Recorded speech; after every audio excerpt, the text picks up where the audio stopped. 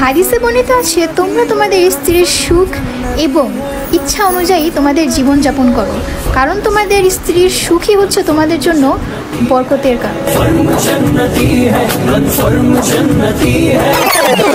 তো হ্যালো ভাই brothers, welcome back. অল্প কিছু সময়ের জন্য তো তারপর বলো কেমন আছো তোমরা। বরাবর মতো নতুন একটি ভিডিও নিয়ে হাজির হয়ে গেলাম আমরা। তো আজকের ভিডিওটা কাকে নিয়ে হইতে যাইতে সেটা তো তোমরা বুঝেই গেছো। আর যারা যারা না বুঝছো তাদেরকে আমি আবার বলতেছি, আজকে একটা চুতপারানিকে নিয়ে কথা বলবো যে ইসলামের বাইরে কোনো কথাই বলে না বারা।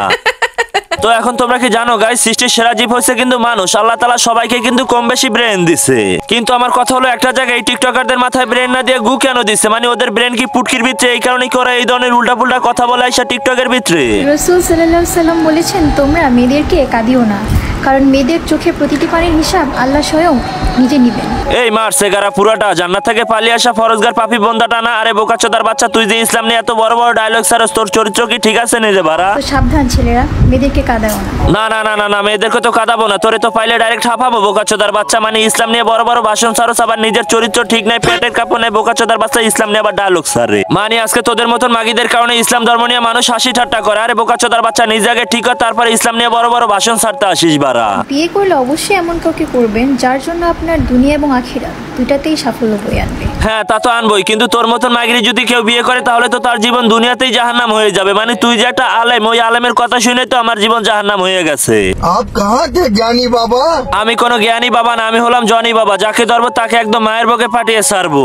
রাসূল সাল্লাল্লাহু আলাইহি সাল্লাম বলেছেন, তোমরা মেয়েদেরকে কাঁদিও না। হ্যাঁ, রাসূল সাল্লাল্লাহু আলাইহি সাল্লাম বলেছে তোমরা মেয়েদেরকে কাঁদিও না, কিন্তু তোরে তো দেখে আমার কোনো অ্যাঙ্গেল থেকে মেয়ে মনে হইতাছে না। তোরে তো দেখে মনে হইতাছে তুই একটা আনামদানা মাগি। এখন বিশ্বাস কর বারা, তুই যে ড্রেস আপ পরে মানুষের হাদিস শুনাইতাছস না, এই ড্রেস আপ পরে যদি তুই কখনো আমার সামনে আসতি তাহলে গরম লোহার শিক তোর জায়গা মতন ভরে দিতাম বারা। না, এখন একটা বিষয় আমার মাথার ভিতরে কিছুতেই ঢুকতেছে না বারা। বাংলাদেশে কি আলেম ওলামার অভাব পড়ছে যে টিকটকার সাপড়ি বোকাচোদারা হাদিস শুনাইবে মানুষদেরকে? আরে জনি বাবা, বাংলাদেশে তো মাওলানাদের অভাব পড়ে নাই, পড়ছে তো হুজুরদের। এই কারণে তো আমি হুজুর হয়ে গেছি। দেখেন না, আমি ডাইরেক্ট কারি চরমনাই হয়ে গেছি।